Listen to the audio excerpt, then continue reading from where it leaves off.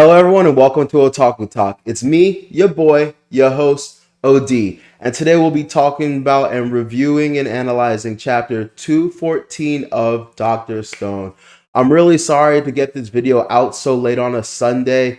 I had the pleasure of going to Renfest today. That's the Maryland Renaissance Festival. It was my first time ever going. It was my friend's birthday, and I decided to go check it out and celebrate with her.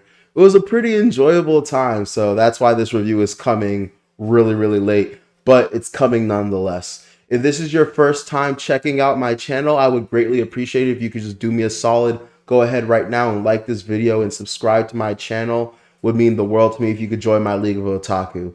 Anyway, without much further ado, let's get into the review.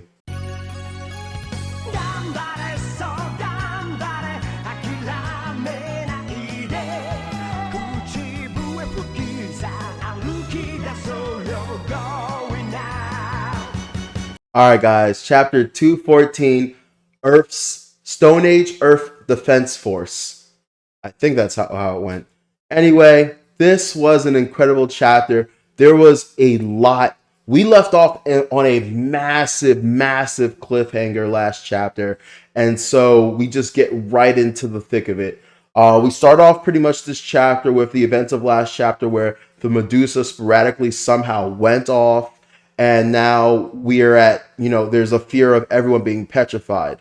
And so we kind of see a rather confident looking Senku and Risui being like, here's far enough, right? And they kind of just move just enough out the way to avoid petrification.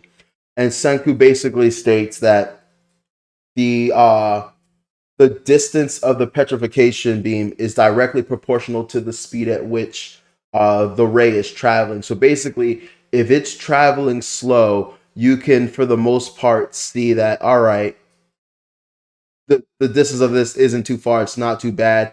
We should be fine. Now, the fact that, like, he could calculate it being about, like, what do you say, 20 meters? I think that's still a little bit crazy. Me personally, I'm not even, like, towing the line. It kind of reminds me of, like, in physics class where the professor will, like, have that pendulum going, and then like we'll start it at his nose and then like have the pendulum swing back and forth barely at his nose. Like I'm not playing these games. I'm getting the fuck out the way. I'm just, just in case I mess up. Obviously there's other people further away that would have, depetrified Senku, but I'm not the kind of person to play stupid games, so that's for the birds. To my surprise, shortly following that, Jin and Yo are resurrected. And if you remember from the end of the last chapter, Yo's body was completely demolished. I really thought this was going to have some drastic consequences. I thought this was a big deal, but it ended up being actually super easy, barely an inconvenience.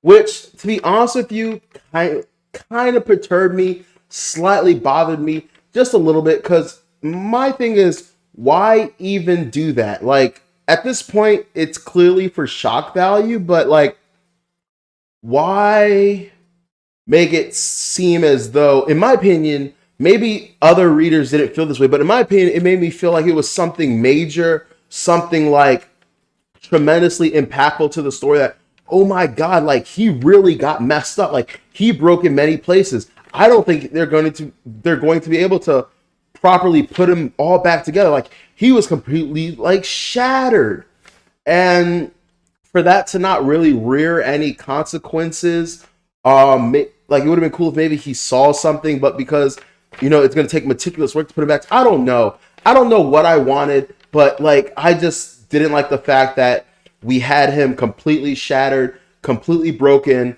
Like why didn't that happen to Jin? Why was it just Yo? It proposes too many questions for me and kind of rubbed me the wrong way. But that's neither here nor there. I'll get over it. But it just kind of sucked that there wasn't more ramifications to that. Anyway, they're resurrected, and Jin immediately just gives us the Spark Notes, just the straight up facts of what happened. And that's that all we know was that there was a noise from the tube, glass breaking, a click of the Medusa, and the corresponding ray.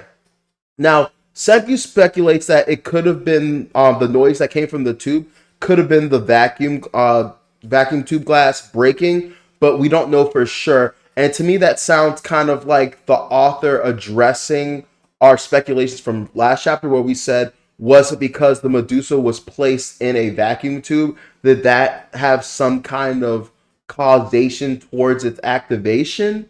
Ours. Or was it something else entirely? And that was the author's way of saying it could have been, but no, I don't think so. But let's not completely take it off the table. So you can think about that. Anyway, Jin also confirms that no living soul touched the device. The rest of the crew of the Perseus, which by the way is called the Perseus D Monkey now, and I'm kind of wondering if that has anything to do with One Piece and how they travel on ships and on pirate ships and stuff like that and explore. So I wonder if that has anything to do with One Piece or if that's just a clever thing. But I thought that was kind of cool. The front of the ship, the front of the Perseus kind of looks like Sun Wukong, the Monkey King. So I don't know. Maybe you guys can let me know in the comments if there's any correlation or it's just something random that he did. But yeah, what was I saying? The rest of the crew pretty much act as the readers in this situation and propose many speculations, which honestly most of their speculations are exactly what I said last review, and which was basically that we were attacked by Y-Man, that it was activated somehow remotely, possibly by radio waves. So I do remember saying a lot, like pretty much all of these last review, that some of these were thoughts that I had. But the thing is, if it wasn't attached, the thing is, if it was Y-Man, why only 20 meters? So I really do not think it was Y-Man, because if it was Y-Man, why wouldn't he just encase the entire world again?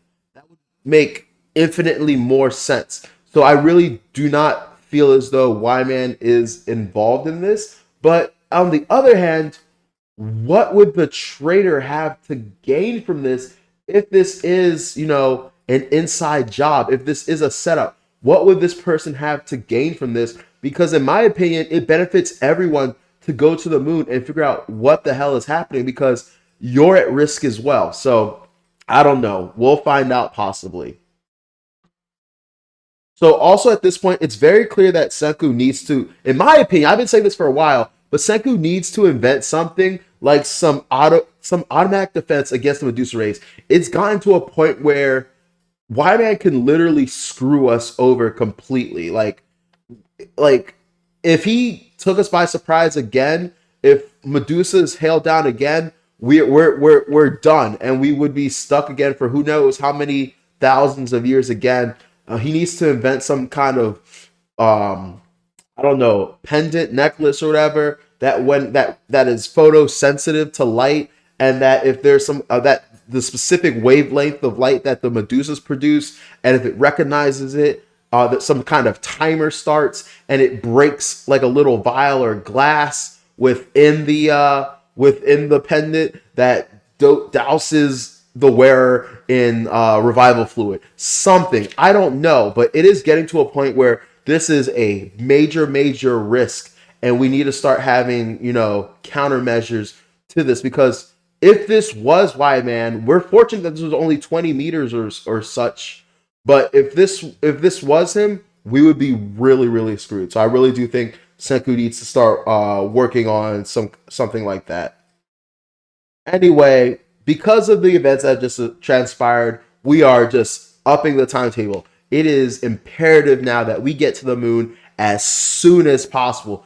This stuff is crazy. People, either Y-Man or some other forces are making their moves. We need to get on with our plan. However, obvious problem, the moon is too large of a landmass for us to have the luxury of just, getting to the moon and like just casually looking around. Like, no, as they say in the chapter, the moon is about a quarter of the diameter of Earth, which is still massively large. We're not going to have, the luxury of transportation. Let's say somehow, because, it's impossible to, doubt Senku or go against Senku. So let's say there's some way to put on the ship, transportation. It's not going to be anything that can run too long. We're not going to have, super durable batteries that are going to last that long. And on top of that, with whatever spacesuits we end up making, we're not going to be able to take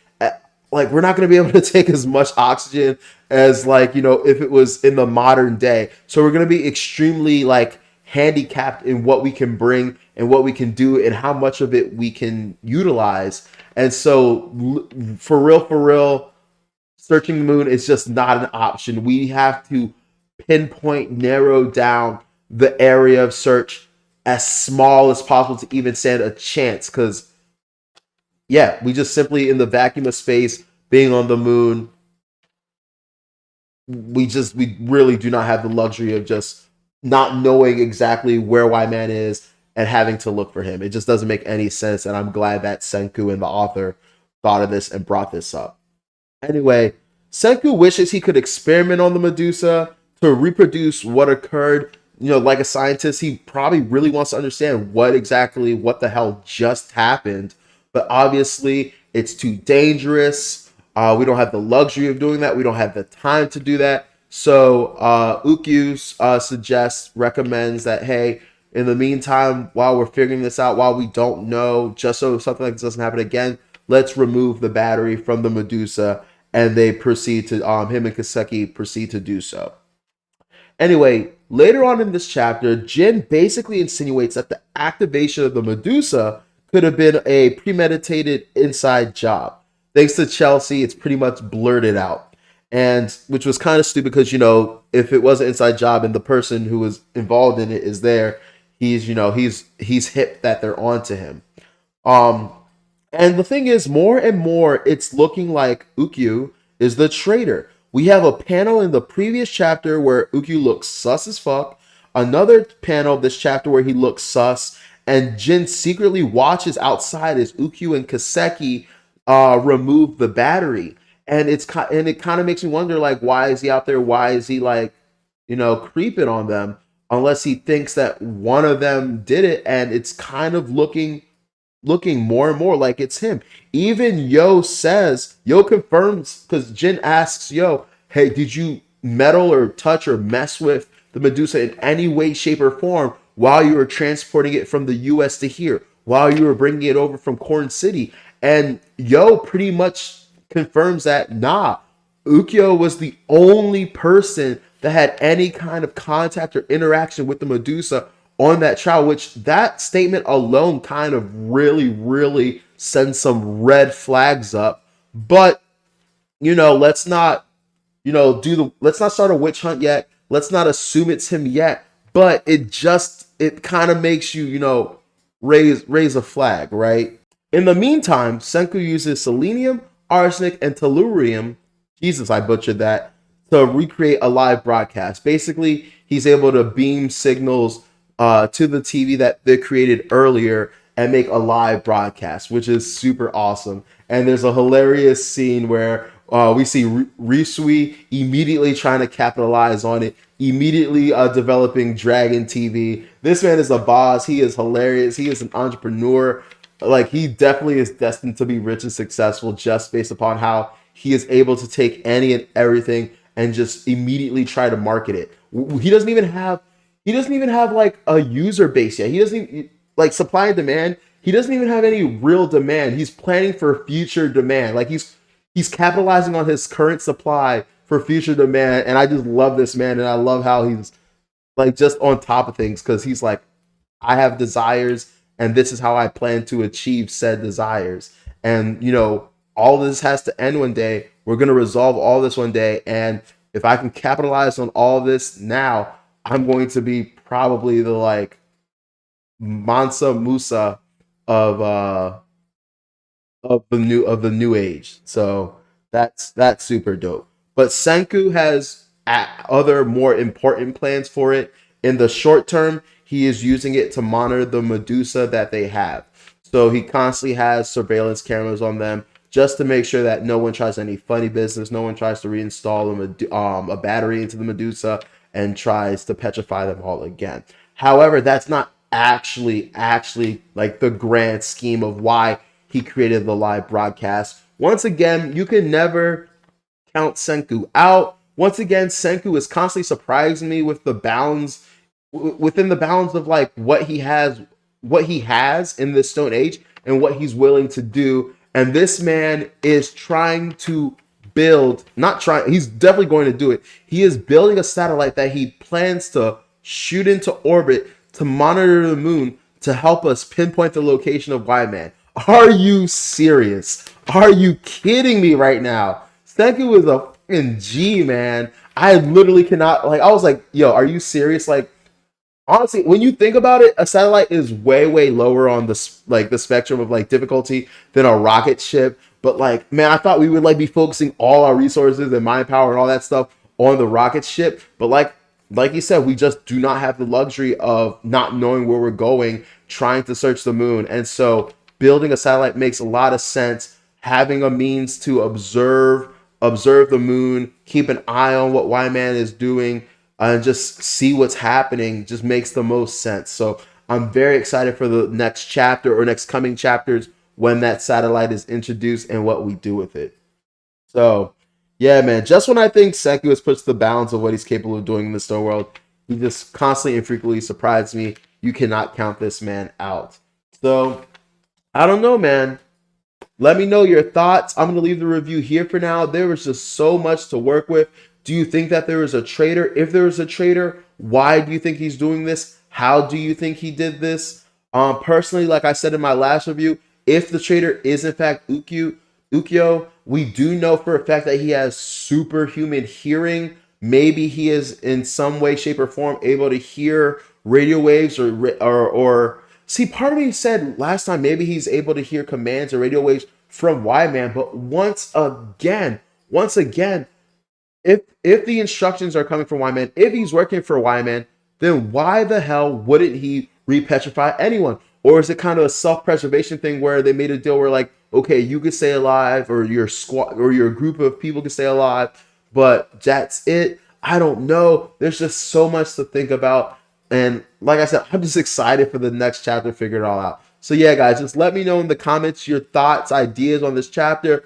What do you think happened? Do you think it's a traitor? Where do you think Y-Man is on the moon? I know that's kind of a stupid question because it doesn't matter where he is on the moon. It's the moon. It's all pretty much the fucking same.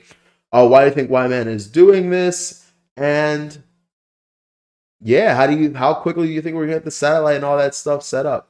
Anyway, this has been Otaku Talk. Thank you guys for tuning in. Have a great night and take care and peace. Please make sure to like, share, and subscribe if you enjoyed this video and for more content to come. I also do One Piece and My Hero Academia reviews, and I plan on expanding out into reviewing other manga. I really need to start touching anime at some point, as well as starting to do more deeper analyses on manga and anime. So anyway, take care. Have a great day.